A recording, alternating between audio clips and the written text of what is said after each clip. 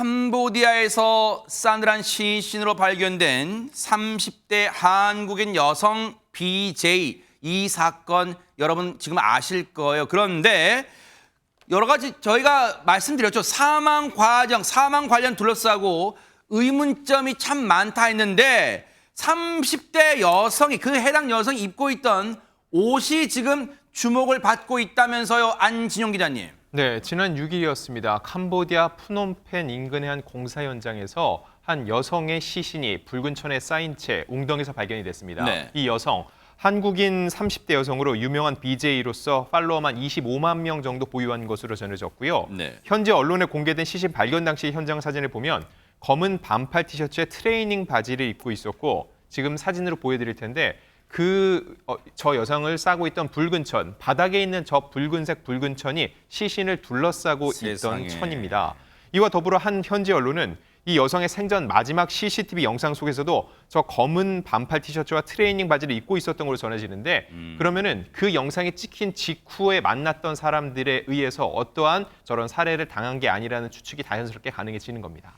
사실 이 사건이 발생했을 초기에 캄보디아 현지 경찰 당국은 한 중국인 부부, 의사, 병원을 운영하는 중국인 부부를 긴급 체포했는데 그리고 지금 기소를 했어요. 당시 혐의가 허점에서 어떤 혐의였습니까? 일단 체포 당시 혐의는 이 시신을 유기한 혐의였어요. 그런데 이 검찰이 기소를 하면서 어떤 혐의를 적시했냐면요. 고문을 동반한 살해 혐의를 적시했다는 것이 알려져서 지금 충격을 주고 있는데요. 저 사람들이에요? 저 중국인 부부들이에요? 저 사람들이? 네, 저 사람들이 이제 의사는 아니고 병원을 소유한 사람들로 지금 그래요? 알려지고 있습니다. 아하. 그런데 현지법에 따르면 중국인 부부가 유죄 판결을 받게 된다고 하면 종신형에 처할 가능성도 있는 상황이라고 합니다. 자, 그런데요.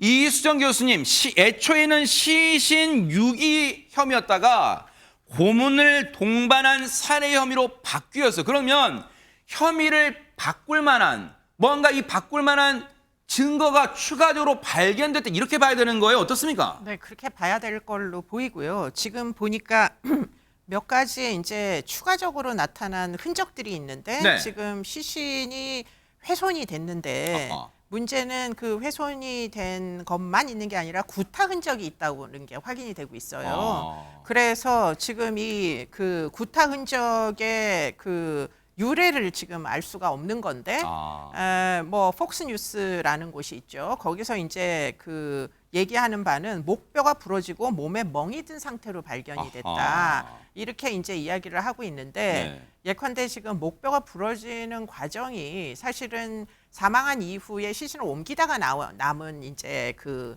흔적인지 그런 부분이 앞으로 수사로 밝혀져야 될 걸로 보입니다. 그렇다면 이 여성이 사망에 이르게 된 과정은요. 혹시 이수정 교수님이 보실 때는 보세요. 앞서 지금 많은 국내 언론 오죽하면요. 캄보디아에서 한국인 여성이 사망한 이 사건을 두고 미국 폭스뉴스까지도 지금 뭔가 의문점이 있다. 이 사건의 사망 과정에 의문점, 미스터리가 있다라고 지금 계속 따라붙고 있는 상황이란 말이에요. 그러면 이수정 교수님 보실 때는 해당 여성이 혹시 사망 과정에서 어떠한 범죄 가능성에 연루됐을 수도 있다. 혹시 이렇게 보십니까? 어떻습니까? 아마 그쪽 검찰이 그런 이제 의심을 가지고 기소를 한 상태인 걸로 보이고요. 네.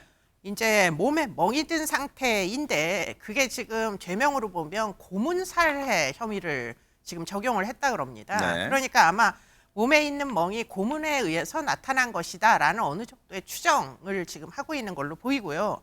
그런데 이제 목뼈가 부러진 부분에 대해서는 아직 명확하게 지금 저게 고문으로 인해서 지금 그런 흔적이 남은 건지 아니면 사망한 이후에 시신을 옮기다가 이제 그와 같은 뭐 어떤 훼손 부분이 발생한 건지 그런 것까지는 지금 정확하게는 알 수 없는 상황이라서 부검을 좀 하자 이런 의견으로 보입니다. 저 상황이요. 고문 보세요. 고문이 있다는 것은 고문에 의한 사망이라는 것은 여러분 보세요. 우리가 그냥 추정이지만 일반적으로 추정하는 거지만 숨질 때까지 정말로 심하게 구타를 했을 가능성도 배제할 수가 없는데 최명기 원장님 보세요. 근본적인 궁금증이에요.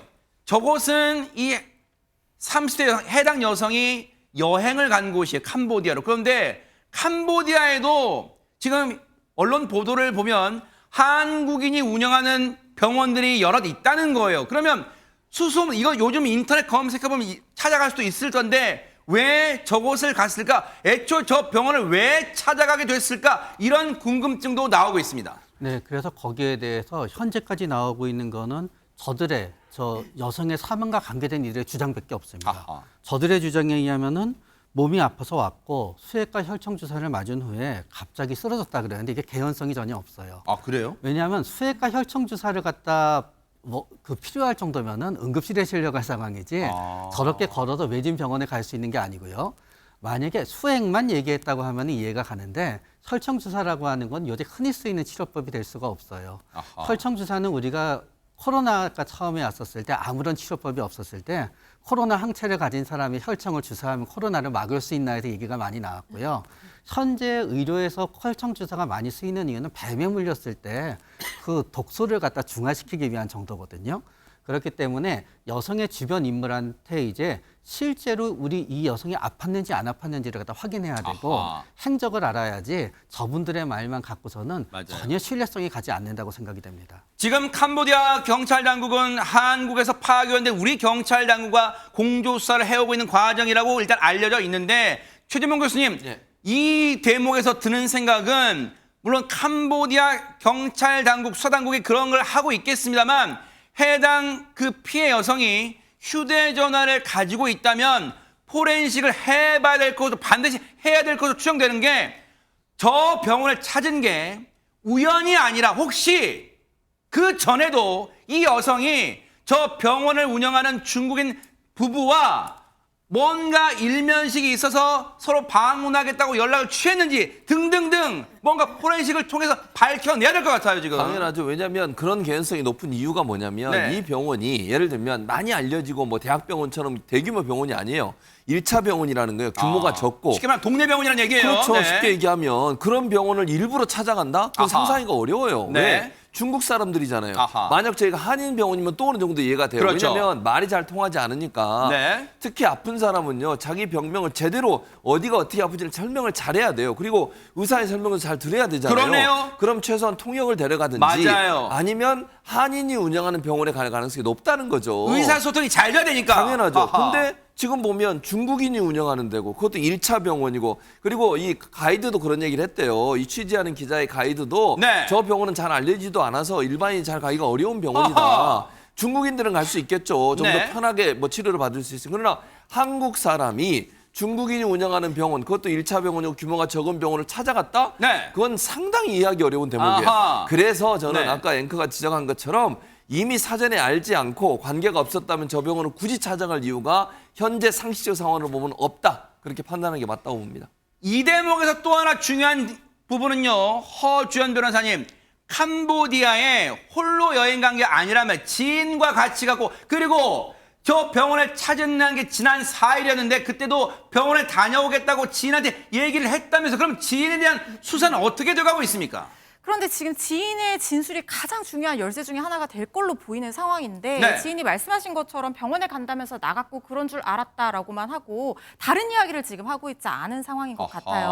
어떤 얘기를 하는지 전해지는 게 전혀 없거든요. 네. 그런데 정말 이상한 게 보통 같이 여행을 가서 친구가 병원에 간다 그러면 따라가거나 갔다가 연락이 안 되면 이틀 동안 지금 연락이 안 되다가 지금 시신으로 발견된 상황이잖아요. 그렇죠. 그럼 실종 신고를 하거나 뭐 가족들한테 연락하거나 이런 정황이 있어야 되는데 그런 것도 지금 포착이 되지 않고 있어요. 그래서 이 지인분이 도대체 이틀 동안 무슨 일이 있었는지 왜 말을 하지 않고 있는 건지 혹시나 이 지인분도 뭔가 범죄의 위협을 당하고 있는 것은 아닌지 철저한 수사가 필요해 보입니다. 물론 근거 없이 무턱대고 이 지인분을 의심하는 것도 자제해야겠지만 그렇기 때문에 이 지인분은 오해를 피하려면 지금 이 대목에서 자기가 알고 있는 것은 가감 없이 현지 경찰에 털어놔야 돼요. 그래야지 지금 피해 여성의 죽음, 억울함은 풀어야 될 거 아닙니까? 이건 반드시 수사에 협조해 주기를 바라야 되는데 그럼 앞으로요, 이수영 교수, 이 수사에서 중요한 대목은 무엇이 될까요?